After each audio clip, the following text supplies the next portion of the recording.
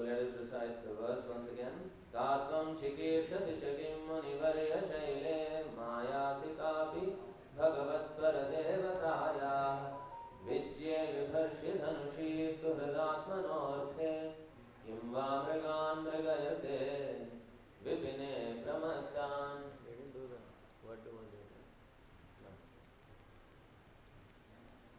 Ka, who, tvam, are you, chikirshasi, are you trying to do, cha, also, kim, what, munivarya, O best of munis, shaile, on this hill, maya, illusory potency, asi, are you, kapi, some, bhagavat, the Supreme Personality of Godhead, paradevataya, of the Transcendental Lord, vijye, without strings, vibharshi, you are carrying, dhanushi, two bows, suhrit, of a friend, atmanah, of yourself, arthe, for the sake, kimva, or mrigan, forest animals, mrigayase, are you trying to hunt, vipine, in this forest, pramattan, who are materially maddened. Translation and purport by His Divine Grace of Vacharanaravinda Bhaktivedanta Swami Srila Prabhupada Ki Jai. Translation. The prince mistakenly addressed the Apsara. O best of saintly persons, who are you? Why are you on this hill, and what do you want to do? Are you one of the illusory potencies of the Supreme Personality of Godhead? You seem to be carrying two bows without strings. What is the reason you carry these bows? Is it for some purpose of your own or for the sake of a friend? Perhaps you carry them to kill the mad animals in the forest. Please repeat after me. The prince mistakenly addressed the Apsara. O best of saintly persons, who are you? Why are you on this hill? And what do you want to do? Are you one of the illusory potencies of the Supreme Personality of Godhead? You seem to be carrying two bows without strings. What is the reason you carry these bows? Is it for some purpose of your own or for the sake of a friend? Perhaps you carry them to kill the mad animals in the forest. Purport. While undergoing severe penances in the forest, Agnidhra was captivated by the movements of Purva Chitti, the girl sent by Lord Brahma. As stated in Bhagavad Gita, Kama istaistir hritagnyana. Bhagavad Gita 7.20. When one becomes lusty, he loses his intelligence. Therefore, Agnidhra, having lost his intelligence, could not distinguish whether Purva Chitti was male or female. He mistook her for a Muni Putra, the son of a saintly person in the forest, and addressed her as Munivarya. Because of her personal beauty, however, he could not believe her to be a boy. He therefore began studying her features. First he saw her two eyebrows, which were so expressive that he wondered whether he or she might be the Maya of the Supreme Personality of Godhead. The words used in this connection are Bhagavat Paradevataya, Devata, the demigods, all belong to this material world, whereas Bhagavan, the Supreme Personality of God, and Krishna is always beyond the material world and is therefore known as Paradevata. The material world is certainly created by Maya, but it is created under the direction of Paradevata, the Supreme Personality of Godhead.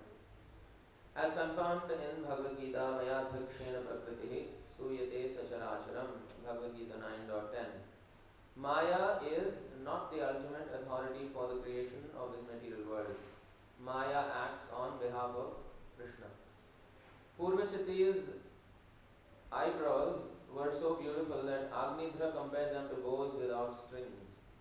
He therefore asked her whether They were to be used for her own purposes or for the sake of someone else. Her eyebrows were like bows meant to kill animals in the forest. This material world is like a great forest, and its inhabitants are like forest animals such as deer and tigers meant to be killed. The killers are the eyebrows of beautiful women. Captivated by the beauty of the fair sex, all the men of the world are killed by bows without strings, but cannot see how they are killed by Maya. It is a fact, however, that they are being killed. Bhutva Bhutva Praliyate, Bhagavad Gita 8.19. By dint of his tapasya, Agnidhra could understand how Maya acts under the direction of the Supreme Personality of Godhead. The word Pramattan is also significant. Pramatta refers to one who cannot control his senses. The entire material world is being exploited by people who are Pramatta or Vimudha. Prahlad Maharaj therefore said, Shoche tato vimukha chetasa indriyartha maya sukhaya bharamat vahato vimudhan. They are rotting in material activities for transient material pleasure and spoiling their lives, toiling all day and night simply for sense gratification, with no attachment for love of Godhead. I am simply lamenting for them and devising various plans to deliver them from the clutches of Maya. Srimad Bhagavatam 7.9.43. Karmis who act very seriously for sense gratification are always referred to in the Shastras by such terms as Pramatta, Vimukha and Vimudha. They are killed by Maya.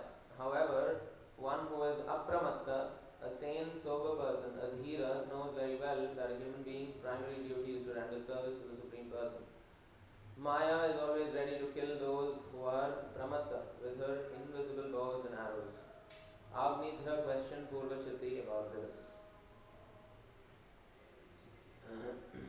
Om Ajnanatimirandhasya Jnananjanashalakaya Chakshurunmilitam Yena Tasmai Shri Gurave Namaha Shri Chaitanya Manobhishtam Sthapitam Yena Bhutale Swayam Rupa Gadamahyam Dadati Svagadantikam Vandeham Shri Guru Shri Yudapadakumalam Shri Gurun Vaishnavamscha Shri Rupam Sakrajatam Sahagana Raghunathanidam Tam Sajivam Sadvaitam Savadhutam Parijana Sahitam Krishna Chaitanya Devam Shri Radha Krishna Padan Sahagana Lalita Shri Vishakhanvitamscha He Krishna Karuna Sindho Deenabandho Jagatpate Gopesha Gopika Kanta Radha Kanta Namostute Tapta Kanchana Gaurangi Radhe Vrindavaneshwari Vrishabhana Sute Devi Pranamami Hari Priye Vancha Kalpatarubhyascha Kripa Sindhubhya Evacha Patitanam Pavanebhyo Vaishnavebhyo Namo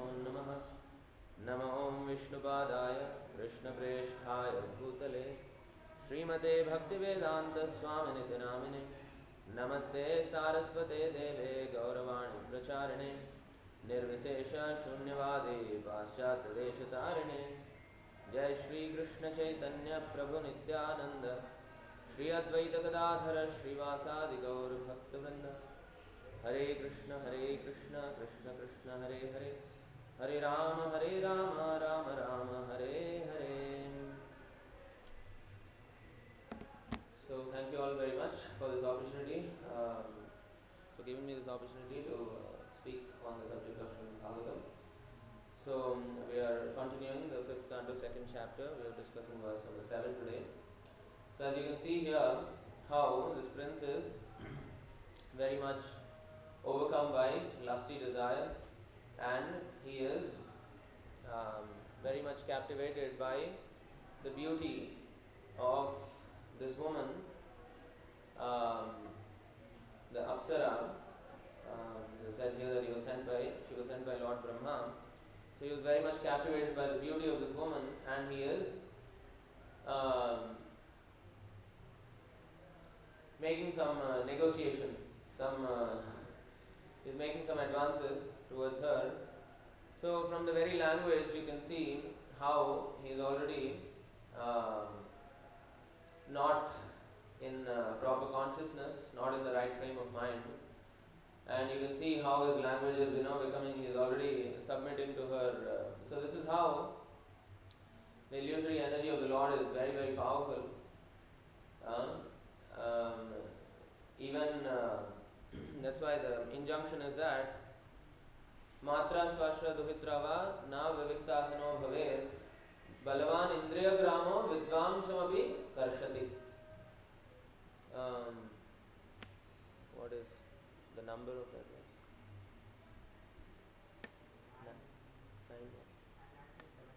9:19:17.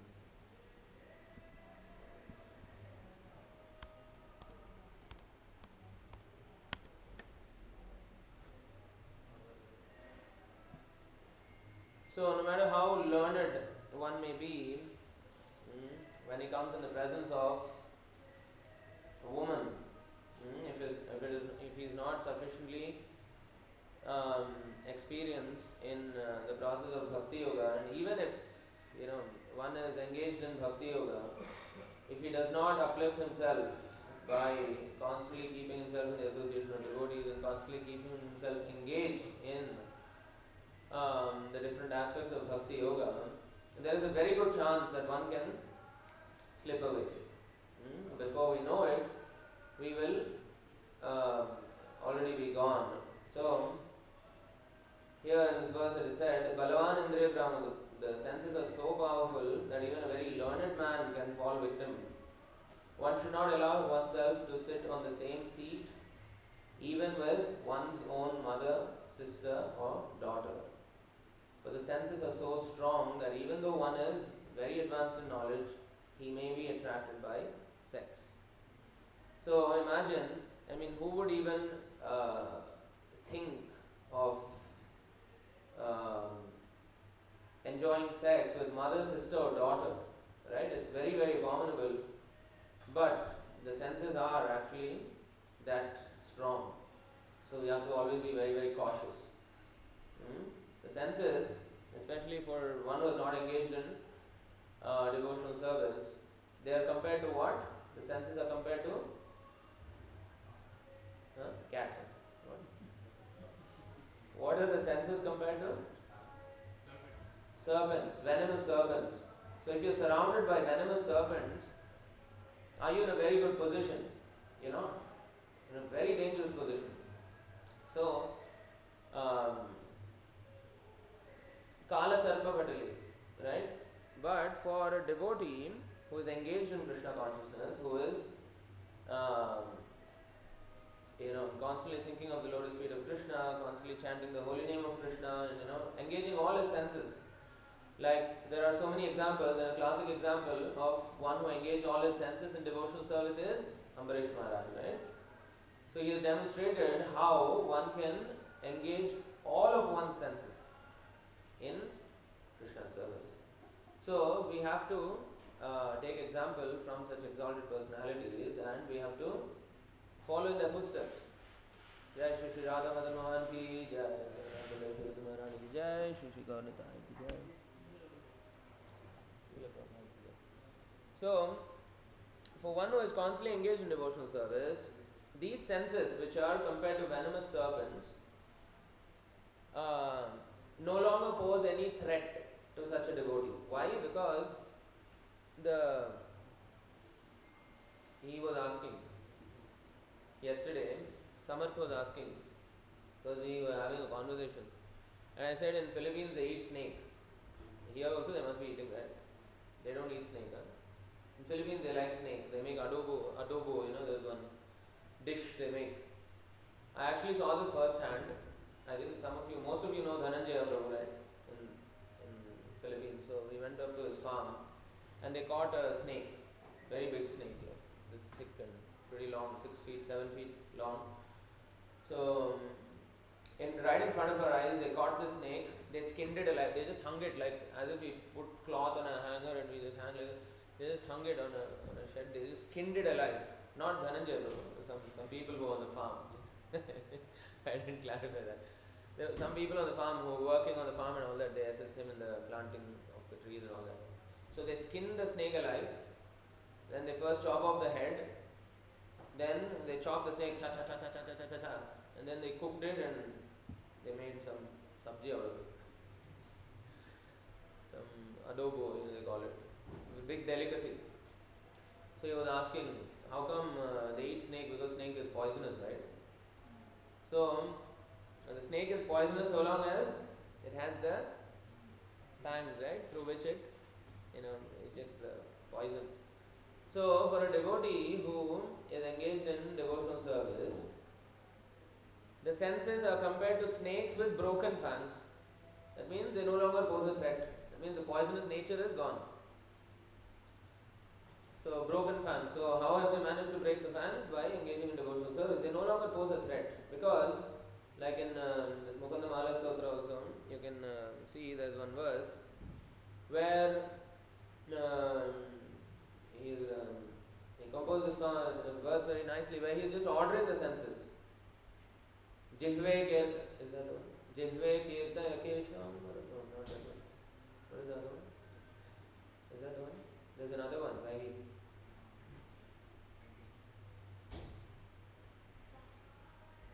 Correct, 20. Jihve Kirtaya Keshavam Muraripum Cheto Bhaja Sridharam. So here we can see how he is just ordering. Okay, this sense you do this, this sense you do this. And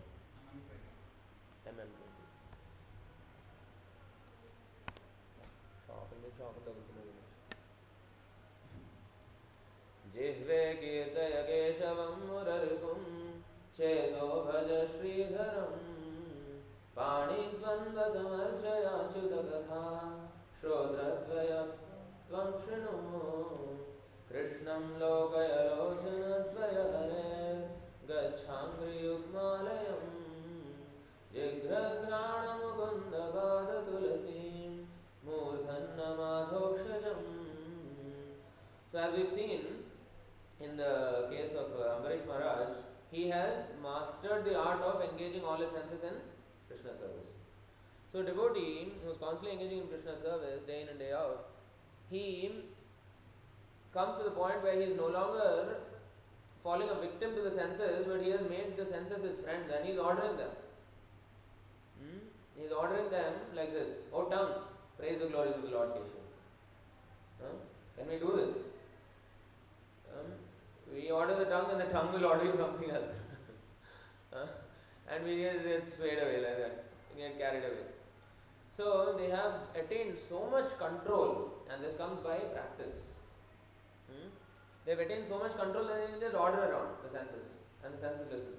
So, as we have discussed several times, Indriyani Paranyahur Indriyabhya Param Manaha Manasastu Paro Buddhir Yo Buddhir Paratastu Saha. So the gradation is there, the hierarchy is there.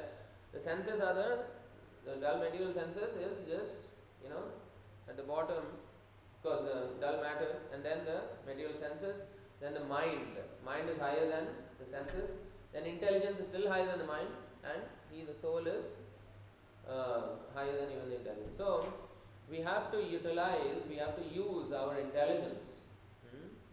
We have to sharpen the intelligence with the sword of knowledge.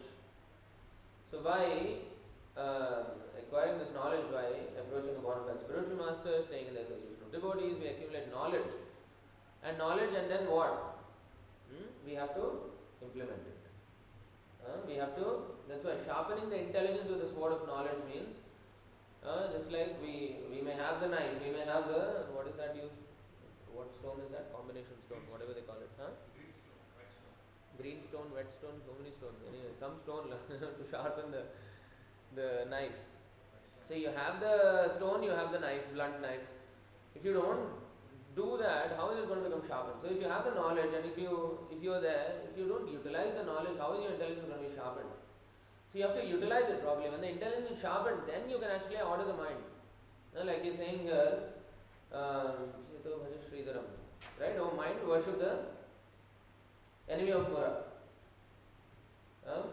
So how can you do this? When your intelligence is very, very strong. When you have transcendental intelligence, which of course Krishna gives, he says, Buddhi Yogam Dadami Tam Yena Mamapayantade, by which you can come to me. But who is qualified to get this Buddhi Yogam from Krishna? He who Tesham Satata Yuktanam Bhajatam Priti Purvakam. So we have to engage in first we have the sadhana bhakti, we have to do all the regulated devotional service under the guidance of a bona fide spiritual master. As we do this, we actually become eligible to receive the mercy of the Lord in the form of transcendental intelligence, by which we can actually conquer the mind and the senses. So, once we come to the stage, we can actually just order around the senses, delegate tasks to them. Okay, you do this, so that when they are engaged, they don't. Idle mind is devil's workshop. Idle senses are also devil's agency. So, keep them engaged in Krishna service. Delegate all these tasks. Okay, you do this, you do this, you do this. Okay, then you are not going to fall victim to the senses. Otherwise, they can create havoc. And they are also compared to the mind, which is very, very difficult to overcome. It is also giving accommodation, very nice accommodation to all the enemies: lust, anger, greed, envy, madness, illusion. All these are residing comfortably, very comfortably in the mind.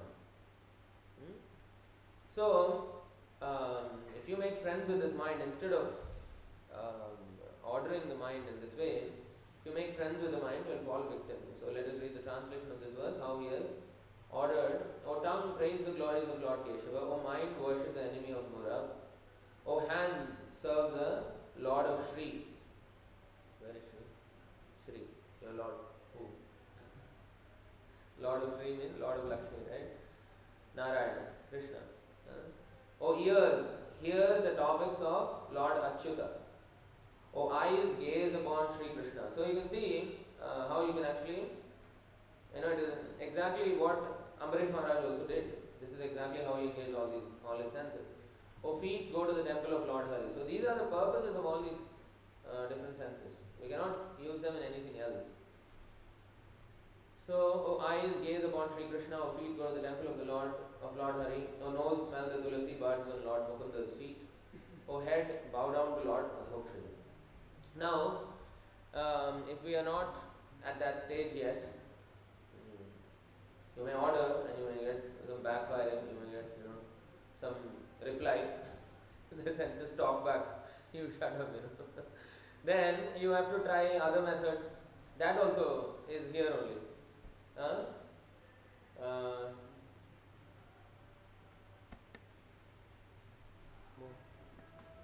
What is that? 23? 20.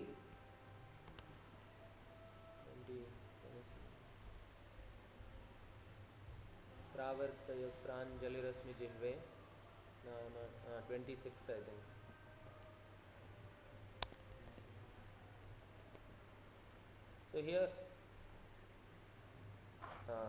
So here he is trying another approach. Just like we say beg, borrow, steal. This one is order, request or submit. So here he is requesting with folded hands. Pravartaya pranjalirasmi jihve. Tattvam ruvanani paramparastan madhuksharantiva mudavahani. Pravartaya pranjalirasmi jihve namani narayana gocharani. So you can see here. Please recite.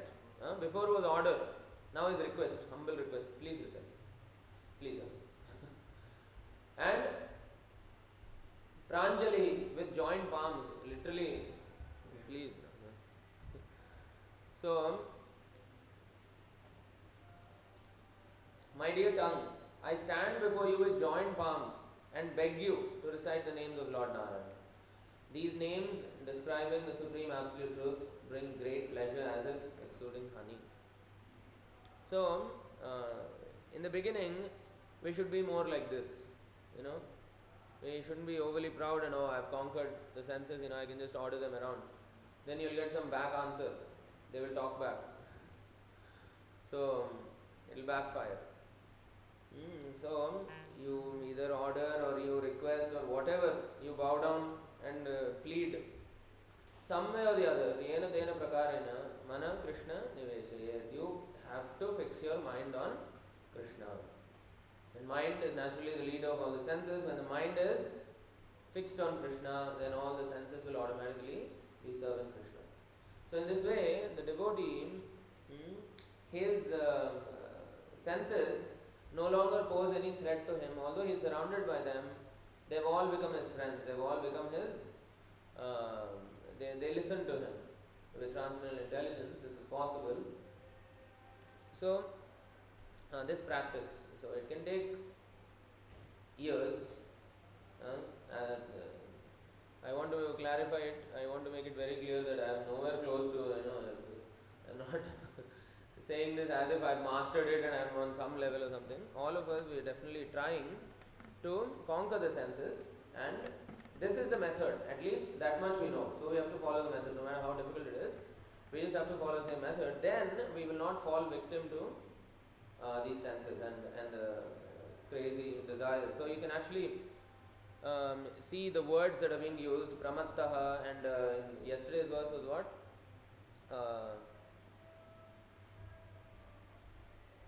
Madandha, I think the word was used yesterday. Madandha.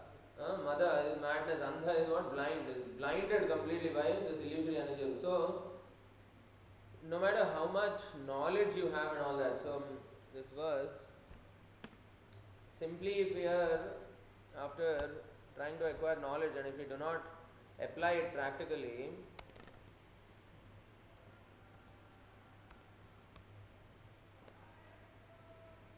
again I'm doing some gambling with some numbers. Is it this?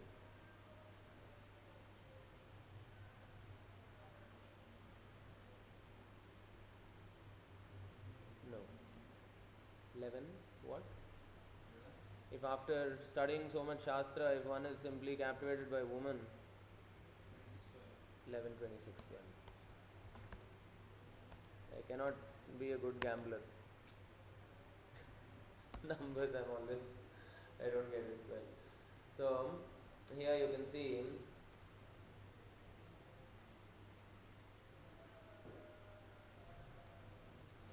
if one is simply, what is the use of a big education or the practice of austerities and renunciation, and what is the use of studying religious scriptures, of living in solitude and silence, if after all that one's mind is stolen by a woman? And this is exactly what happens if we do not practice. Even if we become just a little bit slack in our practice, just like there's a boat, and if there's a small hole in the boat, you may say, oh, it is too small, come on, your boat is so big, so what difference is it going to make, how is it going to harm the boat? So that small hole is all that it needs to eventually sink the boat. So even you leave a small loophole, you leave a small little, you become slightly slack in your practice, or you become slightly inattentive, it can cause havoc in our spiritual life. And like Tattva Prabhu always gives this example of how the mind gives some suggestions, It may seem, somewhat very close to Krishna consciousness, and before you know it, you're somewhere miles away from the actual thing, because that's how the mind suggests, something when you're looking at the deity, something, oh Krishna, oh the garlands are very nice, oh who made the garlands, oh some Mataji, oh which Mataji made the garlands so nicely, oh I want to go and meet that one, it's finished. See how you're looking at the deities only, but your mind is going somewhere else. So the mind is, it will suggest some random nonsensical things. So it may seem very connected to Krishna, and oh garland, oh Mataji making garland, oh finished. It may not even happen that quickly, of course. Step by step, before you know it, you're somewhere miles away from anything to do with devotional service. So the mind is always giving this kind of suggestions, so we have to be very, very cautious. So the whole process of Bhakti Yoga, it is to bring the mind and senses under control. Yoga Indriya Samyama, the senses and the mind has to be brought under control, and this requires a lot of practice. And if we do not practice this, then we become, all these words become applicable to us. Pramatta, Madandha, all these words become applicable to us. And you can see how the language is also changing. Some poetic language will come, some songs will be sung, some love songs and all this kind of things, and then so this verse also summarizes the whole thing. See, like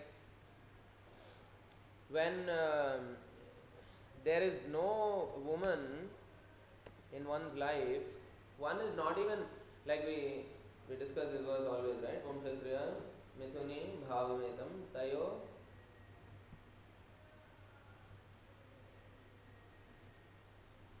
तयोर्मिथो हृदय ग्रंथि माहु अतो गृह क्षेत्र सुताप्त वित्तैर जनस्य मोहोयम अहम ममेति. So you become first of all attached to the body and all these things. The attraction between male and female is the basic principle of material existence. On the basis of this misconception which ties together the hearts of male and female, one becomes attracted to his body. So you can see how once the woman comes into the life, one becomes very, very particular about how he looks, what he wears and all these things, right? Before that, is he even bothered? No, he doesn't have to worry much about, he doesn't even look at himself in the mirror, probably just to apply tilak, right? Small mirror is sufficient. Then, as one starts to become attached to the body, the mirror size increases, he's always constantly looking, setting his hair and all these things will start because he's becoming more and more attached to the body. So, see how the complications will start. Then, of course, you need a home, then some property, something to some field of activity.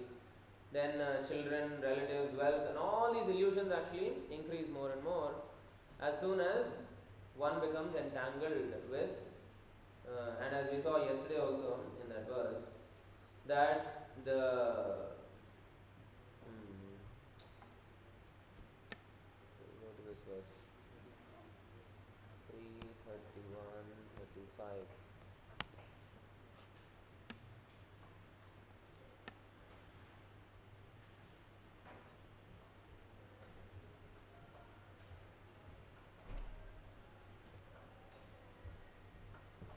न तथास्य भवेन्मोहो बन्धश्चान्य प्रसंगतः योषित संगाद् यथा पुंसो यथा तत्संगी संगतः.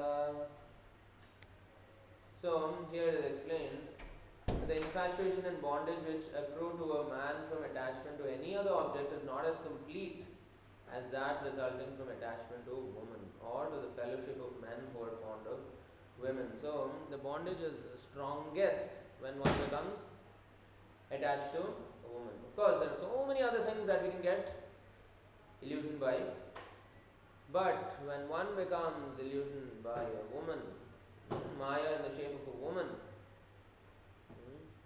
one becomes completely, finished, is entangled in this material world. So it is very, very dangerous. Of course, there are so many families also in Krishna consciousness. So we should never think that this is a concession. I am not in a difficult situation. Of course we are.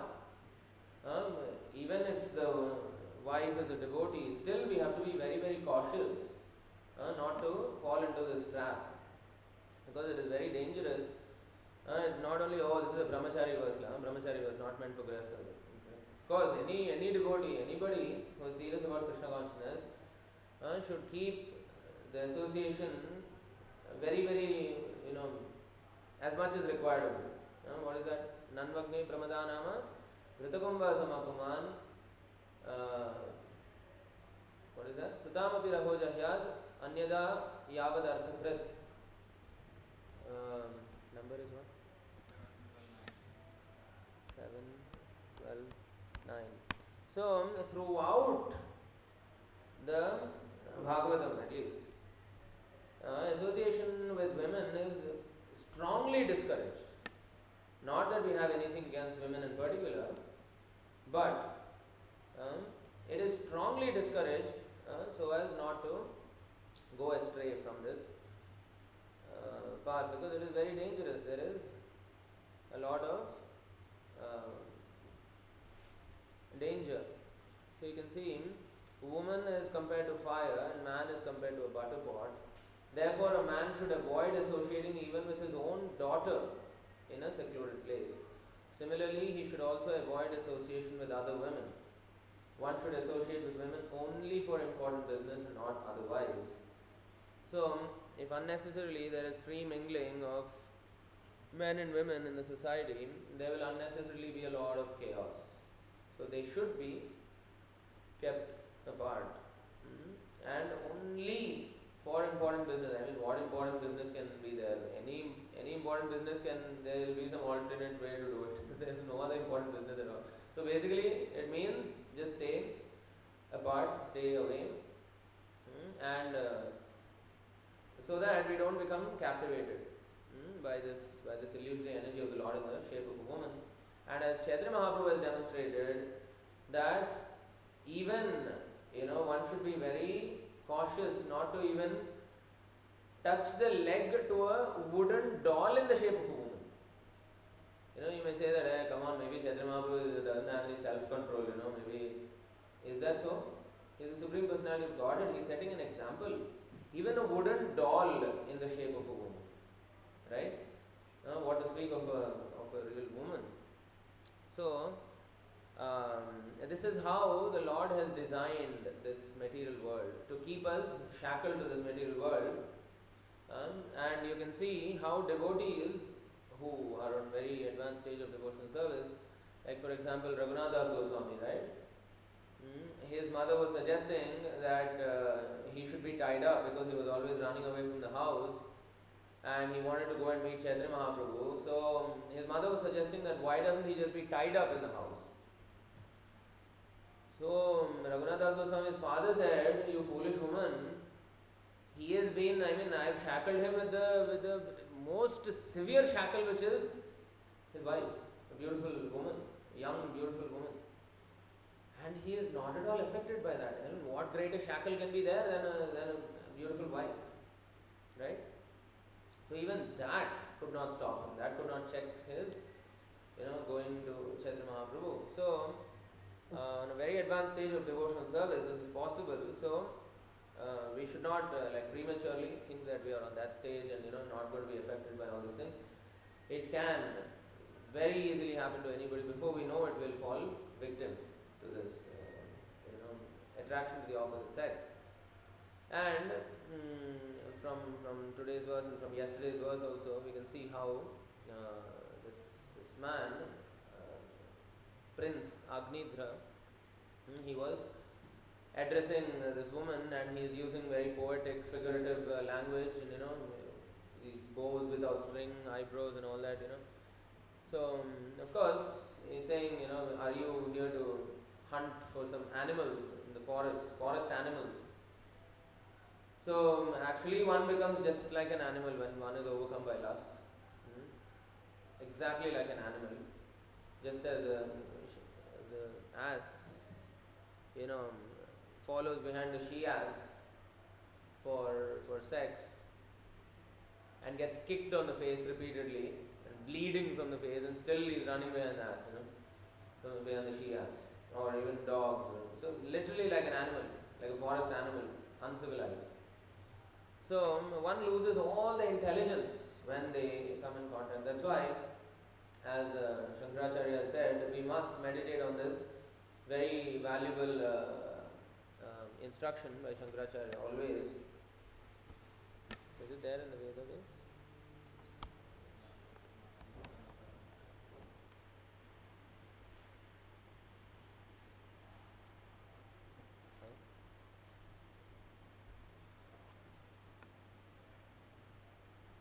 What is happening? Oh no. Oh yeah, sorry.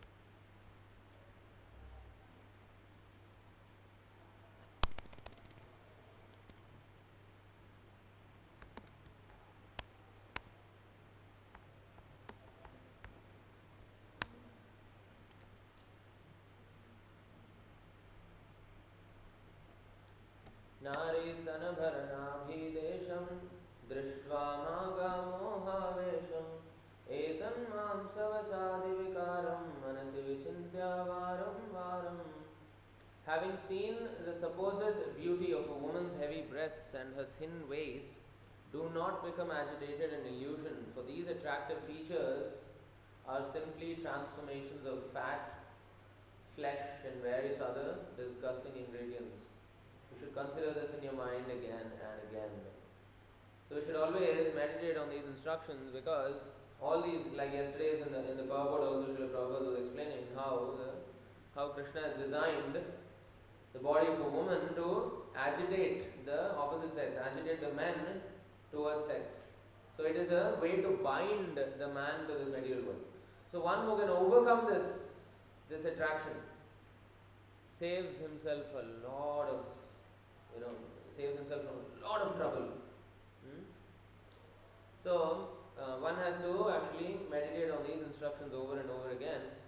So naturally, I mean, even if you just see some blood or flesh, I mean, you would be disgusted, right? So it is just covered with, if you gift wrap garbage, complete garbage, you gift wrap it nicely and you present it to somebody, he may be very excited when you open and see what is there inside. Garbage. So it is actually like that. It is just garbage or, very disgusting flesh, blood, stool, urine, and just packaged nicely with skin. So remove the skin and what beauty is there? Nothing, right? So it is also explained nicely in this verse for 29:54, how one is in a very precarious position.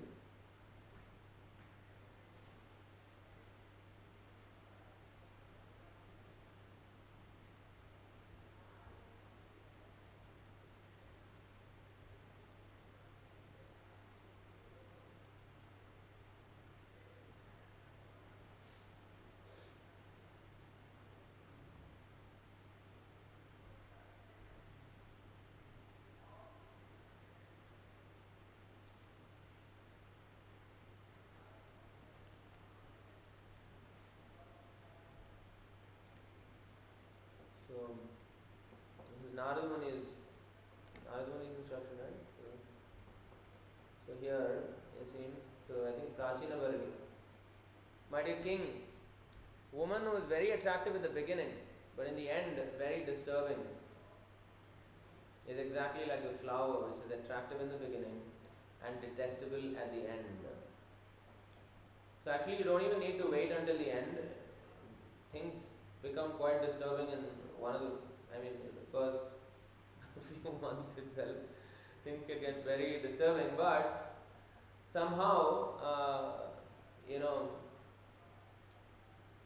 when one is very much captivated by the beauty of his wife or the woman, he tolerates, for some reason, he tolerates all sorts of insults, he tolerates all sorts of disturbing circumstances, and thinks that if he has somehow sorted it out, he's in a very happy condition, and his, as we can see actually even in the case of Puranjan, right? In this fourth canto, when we were reading about Puranjan, how one becomes like a puppet in the hands of a woman when he is captivated by the woman. Whatever the woman does, when she stands, he also stands. When she sits, he also sits. When she sees something, and if you say, like for example, if the woman says, "Oh, I like this," would you want to ask for trouble by saying, "No, this thing is not nice," or would you just say, "Yeah, you're right, it's nice," right? Saves you a lot of trouble, right? But you see how you're being controlled. You cannot have any say. You just have to say, "Yeah, okay, it's nice. What to do now?" So you see how you're just controlled. You just become a puppet, and you cannot help it. If you say no, it's not nice. Finish. Mahabharata.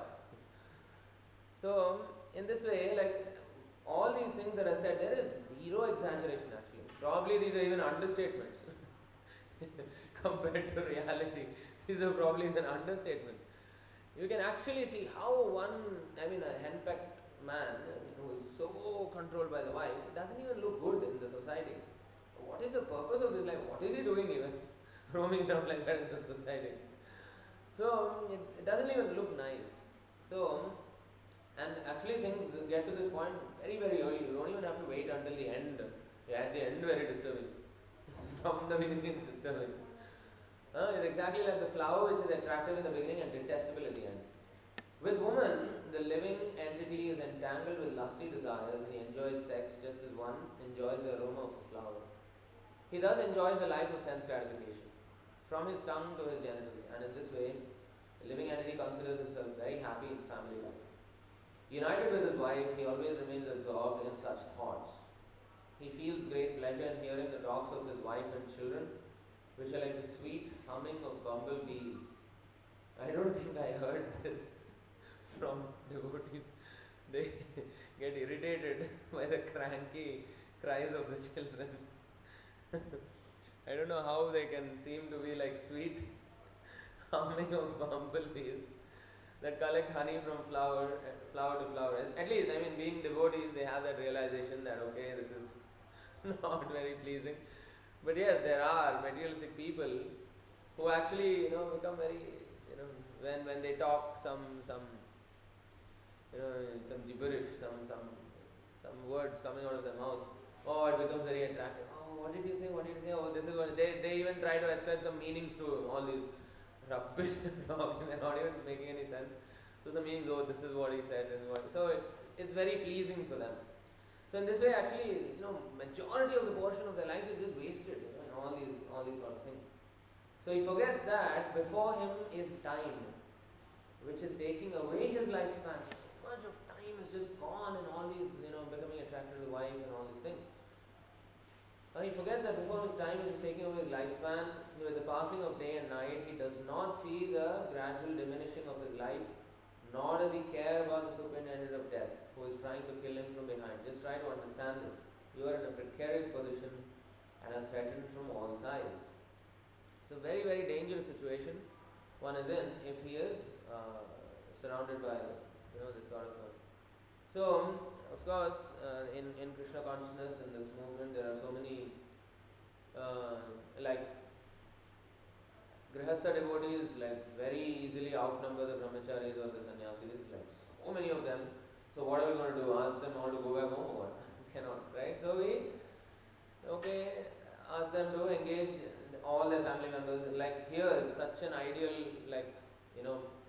model where there's a temple and just around here all the Grihastha devotees are staying just near the temple and everybody is engaged in deity worship and so many services. Like you come and see this, it's like the most ideal setup for householders to be around. So it is very inspiring actually. Like yesterday we saw in the morning, they were all engaged, Vimal Prabhu and Mataji, they were engaged, and then they cooked lunch and all these things, and then evening we saw them. We just passed by Little India, they were there doing some Sankirtan until late in the night, and he comes back at some 12 o'clock after purchasing the things for Ekadashi, and today again he's here for Mangalarti. And what is this? Like full-time devotees, although they have so many other things going on. And the children also from young age, they're all engaged. So very ideal setup where devotees are just staying around the temple and so engaged.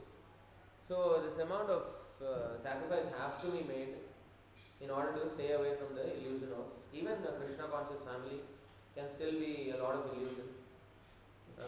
Especially if you're staying away far from the temple, we make other plans. Saturday, Sunday is coming, let's go meet some friends, or let's socialize. So all these things. So here there is no scope for all that. I mean, if you don't show up one weekend, you'll get a million calls, what's going on, what are you doing? Your service is pending here. So very, very ideal. So like that, no matter Grihe Thako, Bhane Thako, Sada Hari Bole Thako. So in this way, whatever position one is in, we cannot help that. We cannot just ask everybody to go back home, but at least, we can engage them in Krishna's service, and this is going on very nicely here. So setting an example for all other smaller satellite ISKM centers around the world, where we are 2-3 people and all devotees are coming from so far away. So this is the kind of model there should be. There's a temple in the city, devotees should be just around. Anytime, just call and have a nice program like that. So this is required, this amount of austerity and sacrifice is required for us to stay away from the illusion of bondage, especially to the opposite sex. And as even what Chanakya Pandit says, right, even a beautiful woman wife is an enemy, right? Rupavati Bharya Shatru. Because he's not at all suggesting that, okay, you go and have relations with all kind of ugly women. He's not saying that. Woman is an enemy. A beautiful woman, of course, for, again, see like this Agnitra, Prince Agnitra. When one is blinded by lust, any woman would appear beautiful. There is no such thing as ugly woman for a lusty man. Anybody will do. So, when Rupavati Bharya Shatru, for every man his wife is beautiful. So, Bharya is Shatru. Not Rupavati Bharya Shatru, Bharya Shatru. So, we have to come out of this bondage, this shackle. Of course, come out means not be irresponsible and abandon the wife. Keep her engaged in Krishna service. First of all, do not consider her yours, Krishna's. She is Krishna's property, she is meant for Krishna service. Engage in Krishna service. Yes, like that. Not that, oh, I am the master of this woman and I use her for my pleasure. No. This concept is completely condemned. When that comes in, everything becomes very troublesome and chaotic. So, the wife and children, the family members should just be engaged in Krishna service like that, to stay away from this bondage. And especially a beautiful woman becomes an enemy because of that beauty, because of that attraction for the wife, one cannot easily come out of it. It's very, very difficult. So, Rupavati Bharya Shatru, enemy. And also in the Mukunda Mala Stotra, it's compared to what? Whirlpool. Whirlpool or whirlpool. So, pull us down. Whirlpool what? Take us up, is it? Wife is not compared to high tide. So you can surf on the high tide. No. Whirlpool dragging you down. With all your effort you can try to save yourself. You just get pulled down, that's it. So, these are not very nice. So, this is not for the faint-hearted, weak-hearted, attached to family, householder. They will be so discouraged and depressed after hearing a Bhagavatam class. Because it does not at all encourage this kind of rosy, nice, sweet home, all this kind of thing. It does not encourage at all. So it is very harsh, and this is the kind of language that is required to wake us up, right? So some harsh language when it is used, then we wake up to reality. So in this way, family members are all compared to various different ferocious animals. So we have to get ourselves out of this trap by being very steadfast in devotional service, and this is the only method by which we can come out. Otherwise, we are, it is our choice. Again, there is no imposition, there is no force. Krishna says it's your choice. You want to get lost? Yeah, you can get lost in 8 million species. You have so much variety to get lost in. So, if we want to put an end to that, we have to be very, very austere and make all these sacrifices so as not to become captivated. Alright, with this I would like to stop here for today. If anyone of you have any questions, comments, clarifications or doubts you may ask regarding the topic, anyone has anything to add regarding today's verse? Prabhu, you would like to add something? Prabhu.